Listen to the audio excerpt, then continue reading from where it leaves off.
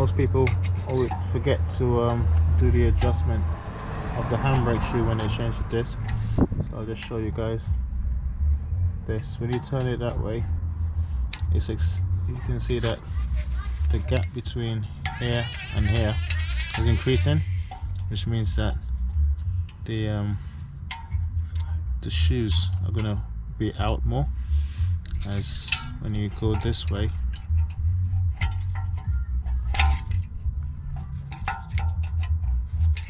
it's reducing the gap so that the shoes aren't making as much contact. So